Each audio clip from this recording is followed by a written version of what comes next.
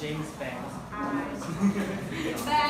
Once upon a different life, we rode our bikes into the sky. Hold back the river, hold back and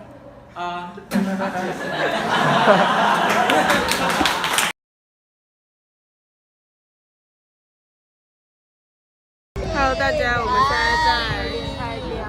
们现在在看，这是那个17岁的辍学生的，完全不知道说都是版权。哎，可以用特效拍吗？好烦哦。 Okay, let's get something straight here. You are not stupid. You're probably just lazy. Okay, so we're good. How should I start this?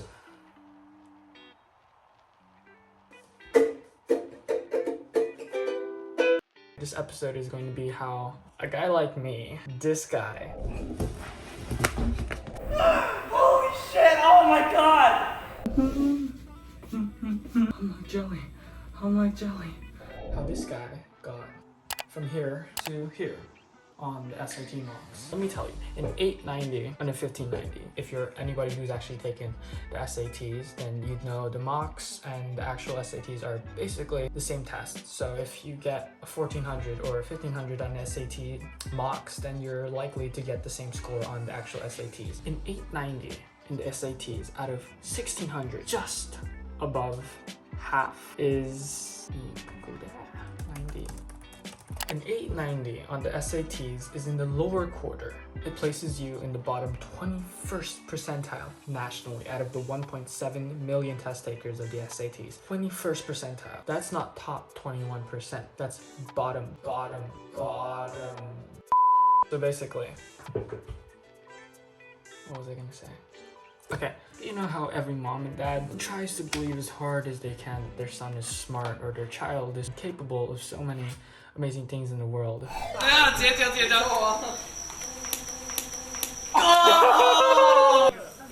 Right here. Dude, I'm bleeding.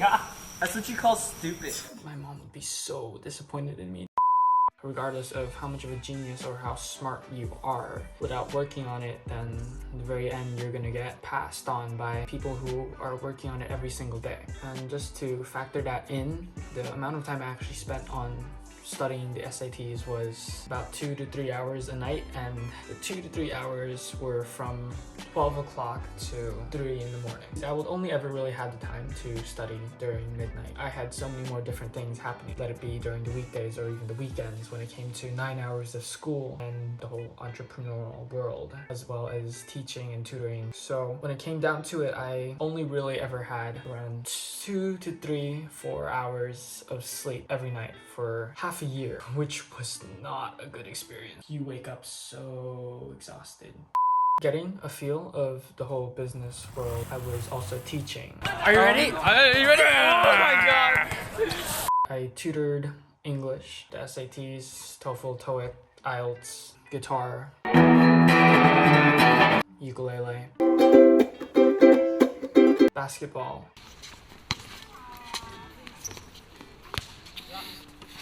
What was that? Shit. And pool. This type of pool. Not. I don't know. I didn't get good grades in elementary school or middle school or high school. I failed a lot of classes, like seriously, like so many classes, because I was lazy. I wasn't willing to sacrifice the time to study for all of these subjects. If I prepared for the next exam, how much time would I be wasting just so I could pass and get a good grade? And for me personally, I wasn't willing to sacrifice everything I had just so I could be average in an average school. Trying to be the top of my class was just a clout game. It was basically a way for you to dominate, where you were higher than the other person or higher than other people. A popularity game of people trying to prove that they're better than you. And I didn't really care if I was better than anybody else or if anybody was better than me. I pretty much just focused on myself, and I took the time to finally just stop caring, just for some clout game for people to say, oh, he passed this grade, or he graduated from this place, or he stayed in high school. I did not care. care about any of that at all. Like, at all. And so that being said, I know a lot of kids right now are preparing for exams, and I know it might be really stressful because I know that stress of trying to hit some unrealistic benchmark of a grade or trying to get into NTU or Jianzhong. In all honesty, it's hard to get into those schools, but it's not impossible. I've talked with a lot of people my age, a lot of people younger than me preparing for exams, and a lot of them have said that they're just not smart. Honestly, not being mean to the people who said that to me, but it's one of the dumbest things I've ever heard. Because out of every one of my friends, out of everybody that I know, I am the dumbest person there. All honesty, I am dumb. Like, I am not smart compared to my friends or my family. Like, I'm the dumbest person in my family. It's kind of embarrassing, but it's the truth. If you're my friend and you're watching this right now, then you are way smarter than me. Trust me, regardless. But you are way lazier than me. And so that's why I find it so kind of annoying. Well, when people tell me that they're not smart enough or it's impossible for them to get into this school, what I personally think, and this isn't meant to be offensive or yes it is, you are most likely just lazy, because it's not impossible to get into these top schools. It just takes time. It takes time for you to study for them, study for the exams, or study for this specific thing, or work hard enough for this specific thing. I have a lot of friends who graduated from some of the best schools in Taiwan and who are going to some of the best schools, and in all truth, they're not that smart. Or I don't mean it in a offensive way, but they're not smart people. Some of them are honestly like geniuses. Their brains are built different. But aside from that, they're some of the most hardworking people I've ever met and some of the most disciplined people I have ever met.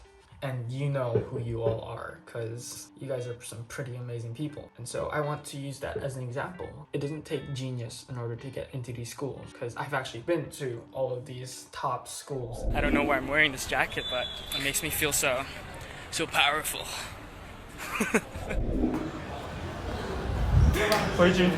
Say hi. I survived. Say hi. They're actually filled with some pretty down-to-earth people. This is from a student these are comments from students from those actual schools. In the top schools, there are a lot of weirdos. There's no way to refute that. There's no way to deny the fact that top schools have geniuses, and some of those geniuses pretty weird. There are still those few. They don't really care too much about, test scores or all of that superficial stuff. They seem like down-to-earth people, even though that at first glance, they don't seem like they're there, but they are. Not because they're geniuses, but because they're hardworking people. That's why it's so respectable to be an athlete or somebody who spends every single day on one single thing. Because that shit is hard.